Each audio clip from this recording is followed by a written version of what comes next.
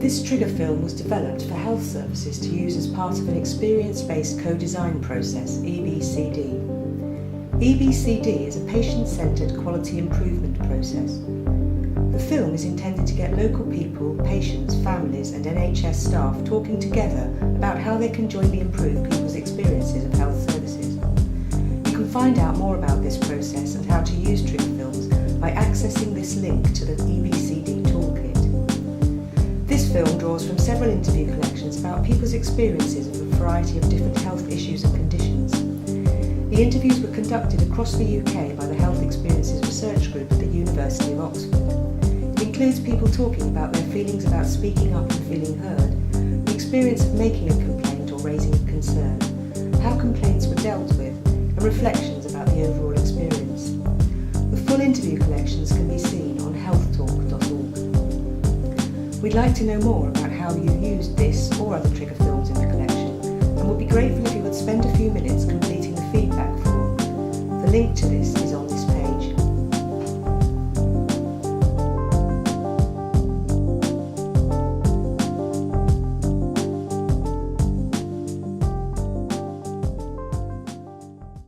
We never do the right thing, do we? We either demand too much, we do not demand enough. Criticised if we ask for too much, and we perhaps suffer if we don't ask loudly enough. We can't expect other people to stand up for our and shout on our behalf, so we've got to shout for ourselves, but our generation are not used to doing that. We weren't brought up to be vocal, we weren't brought up to complain. We were brought up to think you're lucky to have what you've got, make the best of it. And I think most of us do.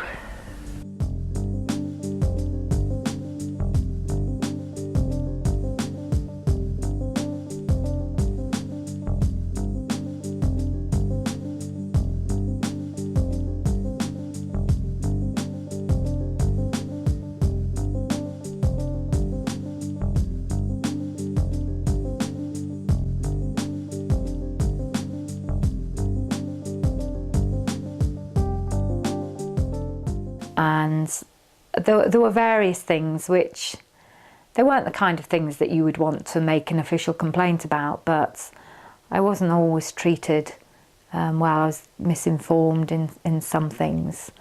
And often when my drips ran out, I was on a pump, I would have to keep ringing my bell for them to come and to change them, and I was sometimes a bit frightened that, there was going to be an air bubble, and, you don't know, do you? You get a bit sort of panicky about these things. So, I was in a side room a lot of the time, which was very good in some ways, but you were sort of a bit invisible. I mean, there were times when one day I went 6 hours and nobody came to say anything to me or, see if I was all right. And they just, when I did get quite upset about having been left, my husband complained, and they said, well, why don't you ring the bell? And I said, but I'm not that kind of a person, but it would just be nice if you came and said, how are you doing? Is there anything I can get you? And you don't get that much information out of doctors and hospitals. I don't think they can be bothered, because they think maybe they underestimate us, maybe they think we're a bit too not literal enough, maybe they classify us as underlings, I feel that sometimes. I do. They don't classify you as a human being, and they don't think you've got thoughts, and they don't think that you're intelligent. There's nothing against them, but they're in a special club, and one feels that you're intruding if you ask them too many questions. Why? Maybe, what, do you want to become a doctor? That's our game. You're the patient. Stay where you are, and we'll do the talking and we'll do the thinking for you. If you need an operation, we'll do it. If you don't, we won't. It's that's the kind of attitude it is. I think if they sat down like you do with me and just a one-to-one kind of conversation, down-to-earth conversation, whereas when you're talking to them, you kind of forget that they are doctors, surgeons, misters, whatever they are, titled people with names behind them. When they become a human being, I think life would be a lot better and you could communicate better, because you become tongue-tied with them. I don't know what it is. I've never been tongue-tied in my life, but there's so many questions you want to ask a doctor, and when he's with you, you become like a kind of an idiot. The ward round hadn't finished, but Dr. came out to see me, and he came out all smiles, and he said good morning, and I'm afraid I didn't smile. I was civil, but I wanted him to see that I meant business, that I would cooperate, but I wasn't going to be buddies, and I wasn't going to be hoodwinked. And so I said good morning, and we were due to meet in this big meeting room with a few others, and I think he realised that there could be a scene. So wisely, he then came back. He said, I can't see you just yet, I'm afraid. I'll have to keep you for about half an hour or so. And I didn't know whether this is a ploy to show him the hierarchy or what, but I actually think it was he was doing a few phone calls to see what he'd come up with for my mother, in due respect to him, and also he was arranging to meet me in a room where it would just be him.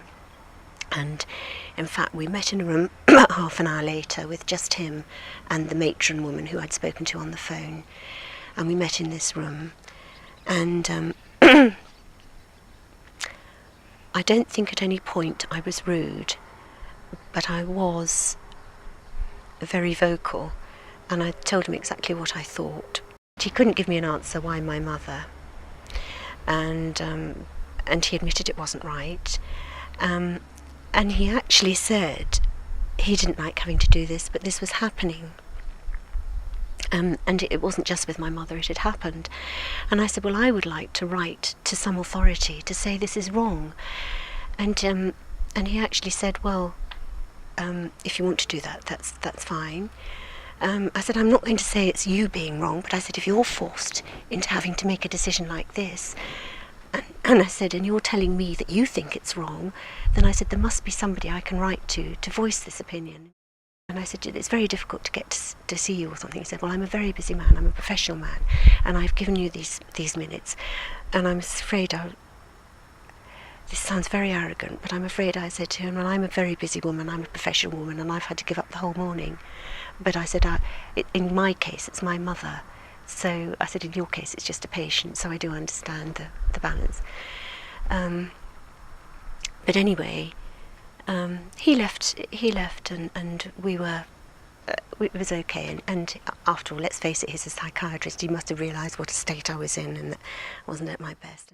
Wresting back control from the medical profession was a hugely important step and a critical step. I think that if I hadn't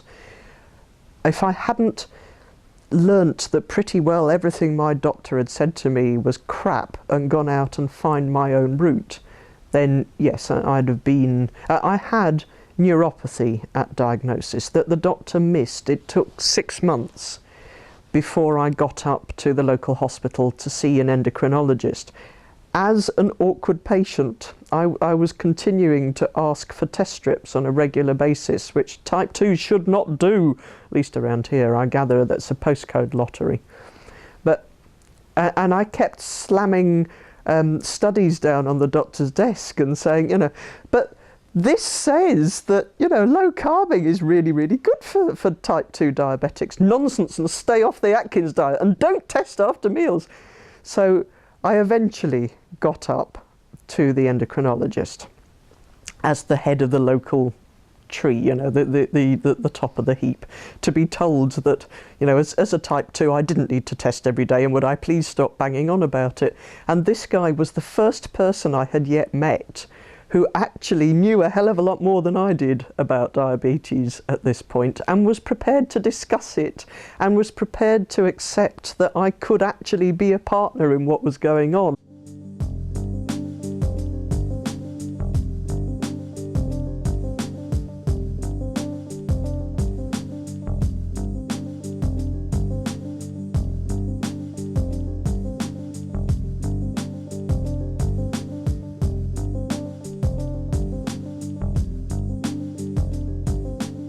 when you try to talk to the doctors, they don't want to know. They're not interested. They don't care what you think. If you don't listen to the doctor, or you don't accept what the doctor's doing, then they won't treat you. And you can't sort of go to another surgery now or another medical practice because they don't want you. So you're stuck with the medical practice you got. Because an awful lot of surgeons and professors can be quite look down their noses at you kind of a thing. You're supposed to do as I tell you. Like it used to be years ago, you didn't answer the doctor back, and you didn't do this and you didn't do that. I mean, you did it yourself. Whereas now you seem to be more open. You can actually say to them, no, I don't agree with you, without being a very bad person, do you know what I mean? Whereas years ago, you don't answer the doctor back, whatever he says, ring me, that's it. You know, you've got to live with it. But you don't know. It's a case of you have to ask them to tell you what's wrong with you in your language, no theirs. I had run-ins with social workers because I have friends who are social workers, so I'm not unaware of the vast array of problems that they come up against. But I felt that their attitudes were patronising, and I found them just dismissive of really the issues. Everything on the surface may seem fine, and I know we're luckier than many, but there was a complete lack of awareness of what it was, from my point of view, what it was like to actually live alongside somebody who was experiencing difficulties. They would regard me as a very difficult woman. I was the problem. I'm quite happy for that. But I felt really important that my husband deserved just as much help and care and attention as anybody else. Just because he was a professional man didn't mean that he was in some way more able to cope or needed less support. He found it difficult to accept, but I'd still bang my drum and say, come on, what are you going to do? I mean, I have to say, it gets worse the more senior they get. When you go into hospital down here, you go in under whichever medical consultant happens to be on, and that consultant sees you the next day and then hands you over to, so they'll then hand me back to my consultant. But some of the consultants, they want to do this, that and the other. Oh, well, we'll do this, and I was like, no, can you just hand me back to my respiratory consultant? And they're like, oh, well, I think we should try it. It's like, and occasionally you have to sort of, I mean, there's one doctor and I who, she just looks at me and goes, oh, it's you, and just walks off now. She won't, because I refuse to let her do something she wanted to do. When I'm unwell, I go from one extreme to the other. I'm either the completely helpless, just do it to me, I don't care, or I want this, I want that, I want, you don't touch that, you're not, And so that, I mean, again, that makes it difficult sometimes, to be, you have to be assertive, but assertive in a positive way.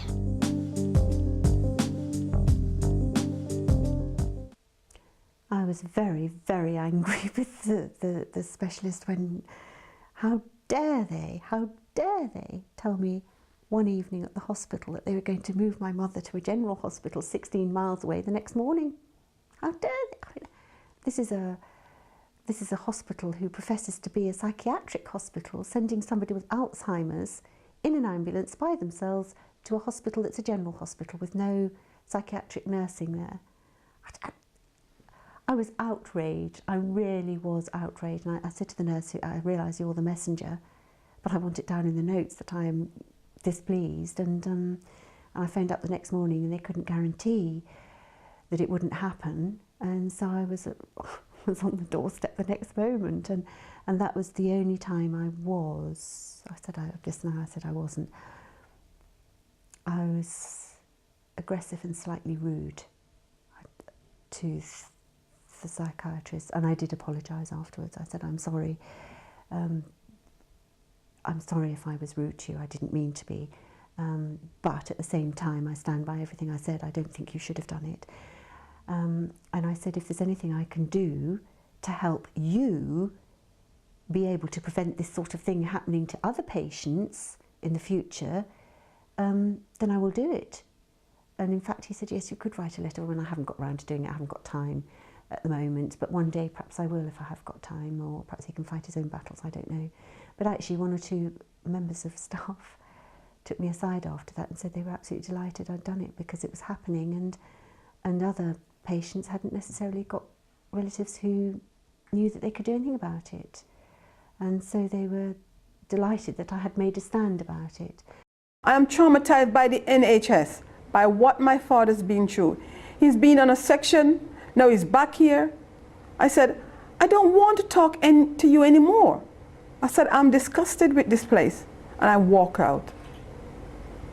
But you see, you could see one by one, hour after hour, I'm just in their eyes, I'm becoming a problem, and meanwhile, there's this elderly man full of cancer with dementia. We might as well let him die because he's got cancer everywhere. He doesn't want this drip in, blah, blah. You know, she's written to the MP, she's too much attention on this. And I'm alienated myself minute by minute from the professionals. And they weren't actually providing. They weren't providing anybody for me. I needed someone. I think people in this sort of situation, they need somebody independent of the NHS, and the PALS workers are still employed by the NHS, and I think they only seems to want to go so far anyway. That was my experience. And the more you know, I was just really upset. I mean, I can see why I was falling out with people, but I kept saying to them, but this is a hospital. Aren't you used to people being in traumatic state like this? And this is my dad, who can't speak up for himself. So it wasn't just about my dad's physical situation, was it? I used to go into hospital for 2 weeks respite care every 3 months or so. And I took in a man who could walk a couple of miles around the village, no problem, every day. And I went to collect a man who was in a wheelchair, who couldn't stand, who was zonked out. And for the first time ever, I challenged medical authority. And that is so difficult to do.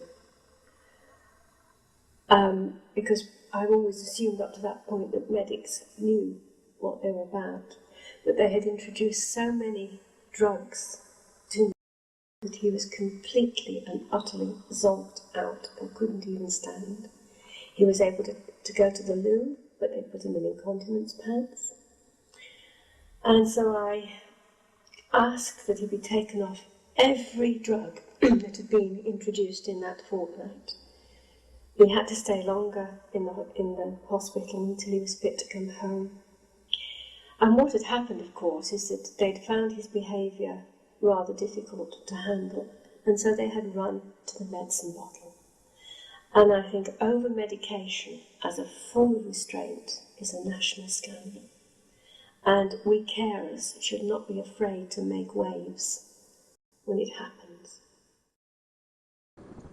But actually there was something that happened during that week, and that was I had the indwelling catheter in my chest which needed flushing out in sterile conditions. And although I did it myself, I didn't particularly like doing it myself. If I was at a hospital anyway, you know, or having chemotherapy, I'd let them do it. When I was there, the day before the operation, a nurse cleaned it out and did it sloppily. I've been told, always make sure, when you're trained to do it, always wipe it with a sterile alcohol wipe and then wait 30 seconds for it to dry. And the nurse didn't do this. Actually, they never told you how to handle it if somebody does it and doesn't do it properly. Doesn't tell you how important it is to speak up and how to. Anyway, I had watched this nurse taking a shortcut, and I was so gobsmacked and so inhibited that I said nothing. And then after the operation, about 3 days later, she did it again, started to not wait for the alcohol to dry. So I said, actually, when I was taught to do this myself, I was taught, always wait 30 seconds. And she said, I haven't got time to wait 30 seconds. Do it yourself then. Slammed the stuff down on the bed and flounced out. Well, I did it myself properly, but the damage was done on, I think, presumably the previous occasion, because I got an infected Hickman line from that day onwards. I complained about the system that, I wanted to book an appointment a couple of months ahead with somebody, and they said I couldn't do that. I said, but it's, I don't. You need to come in and book as an as an emergency. I said, well, it's not an emergency. It's a routine thing. And anyway, now you can do that. So, whether they told me it wasn't equitable, I think he tried to blind me with science. It's, practice manager, but I actually knew what the word equitable was. So I used a few big words back to him, and he gave up, and they changed the system. So, I feel sorry for people who don't understand the system. It must be more difficult for them, trying to get what you want, if I want something, I get it, and I know how to get it properly. But a lot of people get fobbed off with things, and so I won't be fobbed off with anything. I can be quite stubborn, if you like. I had to go into hospital yesterday to see somebody from the general, because just sitting on an ordinary chair, well, not like an armchair, but just an ordinary chair, and take it, she's had 2 operations on her hip, and just keep pushing herself up. Well, in the last week, she's had some, like, inflatable things put round her leg, her foot, because she just keep pushing herself up, because she can't get comfortable. Because I think they're blistering, and I got myself annoyed about that. Not at the nurses, no way, because they are great. At the fact that she's been going to have this chair, I offered to buy it. I offered to pay for one, and it cost about £1,000. But they said there was no need. They are getting one for her. I said, look at that, says, I want you to get in touch with somebody. I said, because I've got a complaint. She says, what's that? I says, this chair. Oh, she says, I know. I says, well, look at. I says, she's got these blisters on her feet, or whatever they are. I says, if they burst, and she gets any infection, and the media the day have been telling them about a lot of infection that's going around in these hospitals. I says, I'll take the NHS for everything they've got. I says, if she doesn't get a chair. That was last Friday. And yesterday, there was somebody from the hospital came and she apologised. She's the one that orders all these things, and she's never been. About 4 people suggested she should have this seat, proper seat. It's never got to her, so she tells me. And I think I can't believe, but I went there with my boxing gloves, because I thought I was not going to have to fight them yesterday. And so, she was full of apologies. She said, well, I can't say it'll be done this week. I said, I realise that. I'll give you a month. So if she hasn't got anything in a month, there'll be another outburst.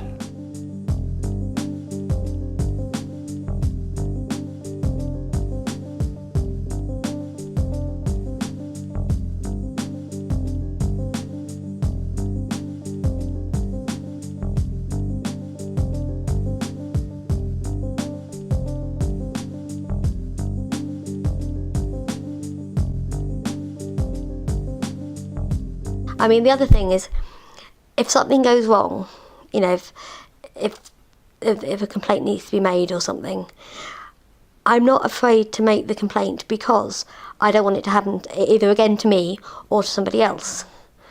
I mean, a classic example, I was left in A&E they were busy, and I was put in the wrong cubicle and basically ignored, and by the time they got round to me, I ended up in the high dependency unit for 3 days because they left me, and I'd said something to one of the nurses, oh, I'll get so and so and so, and I ended up having to put in a complaint and get it and now, you know, they have a different asthma management. So if somebody comes in with asthma, they're only put into a certain area and they're monitored, and it's much better.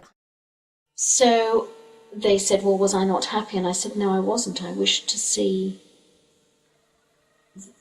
the team member that had made the decision. Well, I was then landed with a meeting of 4 professionals, the consultant, who my husband was under, who neither I nor my husband had ever met, the psychologist who had decided that we couldn't be helped anymore, the CPN, and the team manager. So 2 out of 4 I'd met before, and there were 4 of them and 1 of me. And it was appalling. The agenda was set, signed and sealed before any of us walked into the room, and they just said that there wasn't any more they could do. We were coping, there were other people who were more needy, and that was the end of the story. Well, I went back to our poor long-suffering GP, who was so appalled that he said he would write his own letter of complaint to the chief executive, because he then felt totally unsupported. He is not an expert in an unusual dementing illness, and basically we were thrown to the wind with the buck stopping at him. I again sat down and wrote my own letter to the chief executive. This is all at a time when one is totally devastated because one feels abandoned. Either you sit back and accept the abandonment, or you have to gather everything and start fighting yet again. So I wrote to the chief executive, our GP wrote to the chief executive, and the result of all that was, after a long and tortuous time of meetings with various people, funnily enough, I think the thing that did it was my husband writing quite an offensive letter to one consultant that used to be a colleague of his. Again, offensive as in consistent with his disease. All I can tell you is after that letter, things started to happen. So, you know, having kicked and screamed, we now have got what I think a lot of areas in the country dealing with these problems would consider is far more appropriate care. But it's all been a desperate fight, and it's required huge energy. The meeting was basically presented us with the findings of their investigation, of which we had to redo in the meeting, and we critiqued basically as being incorrect. There was a lot of things in there that the head of the midwifery services hadn't realised. For example, the notes. You know, me telling them that the notes hadn't been taken until whatever time it was, and she didn't know that, and that wasn't in the report. And I said, well, we're 5 months down the line and no one has contacted us to ask us how we felt things went on that night, or what was the chronological order or anything else. And they kind of looked stunned by that, really, as if they don't do that. It's an internal investigation in relation to the midwifery care and the consultants and stuff like that. And my point was, well, actually, none of that matters if you get it wrong. And after reading that report, I realised actually there were a lot of failings, and I hadn't even contemplated any type of legal action until that report. And I came away from that hospital completely deflated after that meeting, and basically commissioned a solicitor's firm to look into it. And to this day we haven't heard anything at all from them. Then forced my GP to refer me back to the chest department, saw a new consultant, built a relationship with him and said, I think this is happening, and I think as a result of my asthma I've now got aspergillus. And he went away, got the test results back out of the file, and much to my amazement, and I give full credit to him, he turned round and openly admitted that I was right. The previous consultant had had the test results that did prove my lung disease had changed, and he'd chosen not to tell me. Wow.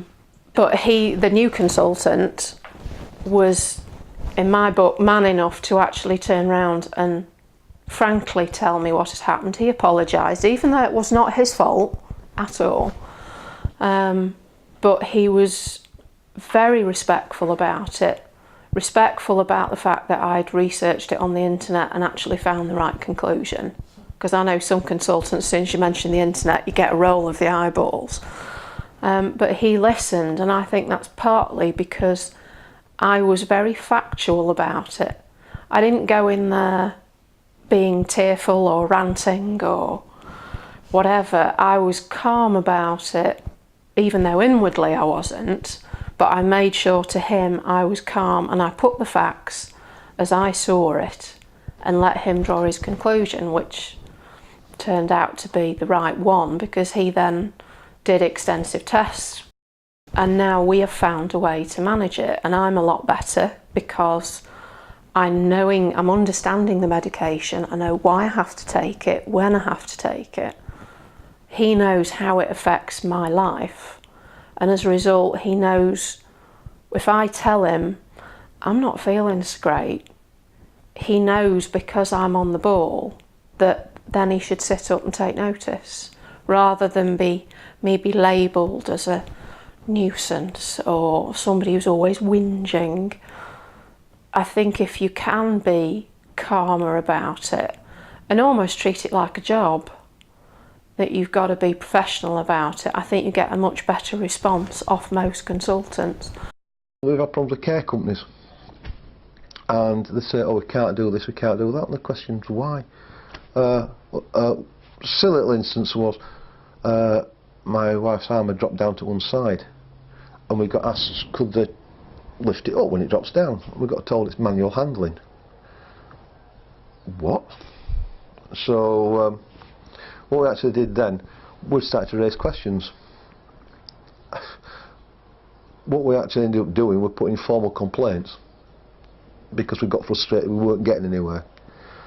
We went through the formal complaints procedure. It was hard work, but when we had the independent person to come and look at the complaints, at the end of the interview, I just said, my God, you guys have been through it.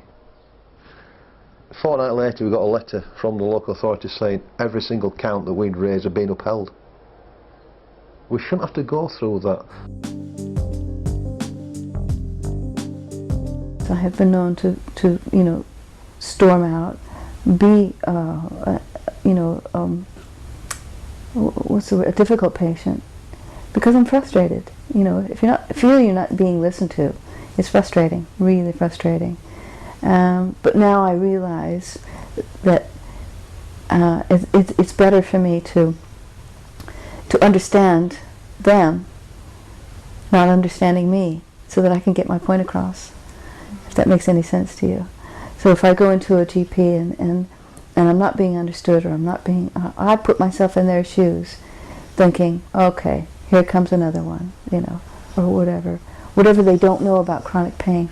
I'll try and be different and say, well, actually, and go overboard to try and make them understand a little more of what my situation is like. I think one of the things is to be able to get information and help when you need it, rather than to have to fight everybody all the way to get the rights for your loved one, or your mother, or your dad, or whoever's got dementia. I found throughout the time we were looking after Shirley, I was constantly fighting people backwards and forwards for rights of this, that and the other. I just took it as a battle in the end. Even before I spoke to people, I was ready to argue with them if they went against what I was trying to do for Shirley. So I was sort of hyped up before I started. But I did find it difficult to try and... It's as if I was talking to them and they weren't understanding what I was saying half the time, or they were frightened for their job. I found with carers and the DSS people, they were frightened to say things in case, you know, their superiors told them off or whatever. In fact, they used to say, well, you tell them, we daren't, you know, that sort of thing. Whereas everybody should be fighting for the patient rather than worried about what's going to happen to them. I would like to say that don't ever expect an apology, but be prepared to keep talking about your experience, and not just to talk within the immediate circle of people who are caring for you, but to talk to people beyond, people in head office, people like local councillors, people who manage the people who manage the people who manage the people. Don't just talk to a small circle of people.